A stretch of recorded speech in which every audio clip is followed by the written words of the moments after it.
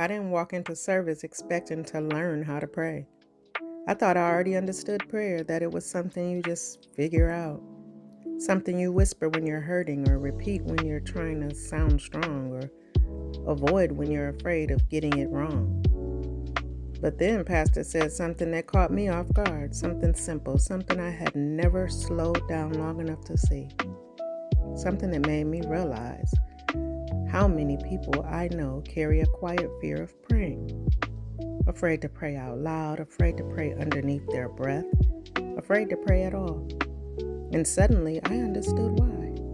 I realized maybe we fear prayer because we were never taught what prayer actually is. So let me tell you what I learned. Let me tell you what surprised me. Let me tell you what I feel led to share, because somebody needs this freedom. Jesus prayed long before the disciples ever understood prayer. They watched him slip away. They watched him return with clarity.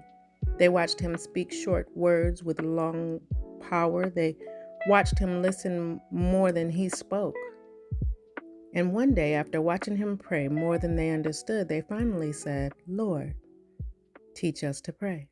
Not teach us to preach, not teach us to heal, not teach us to cast out demons. Teach us to do that. Teach us to enter the quiet. Teach us to hear what you hear. Teach us to pray without fear. And Jesus didn't give them a recital. He gave them a rhythm. He gave them a posture. He gave them a way to approach God without performing, without pretending, without pressure. And that's when it hit me. Prayer is not where you impress God. Prayer is where you align with Him. Prayer is not where you explain your heart. Prayer is where you receive His. Prayer is not where you talk the longest. Prayer is where you listen the deepest. And I wanted to share this because someone needs to know that prayer is not complicated. Prayer is not scary. Prayer is not reserved for the bold or the loud. Prayer is simply relationship. Prayer is simply listening. Prayer is simply coming as you are and letting God meet you there. So let me break down the prayer Jesus gave us. Not as a poem, not as a pattern, not as a tradition, but as truth. Our Father. I'm not praying to a stranger. I'm praying to the one who knows me. Hallowed be thy name. Before I ask for anything, I honor who you are. Your kingdom come.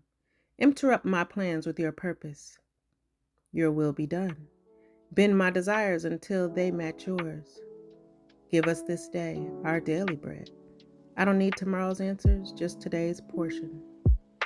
Forgive us our debts.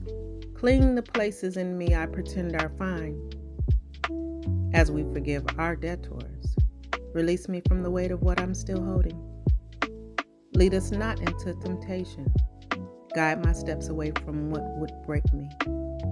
Deliver us from evil. Cover me from the battles I'm not built to fight alone.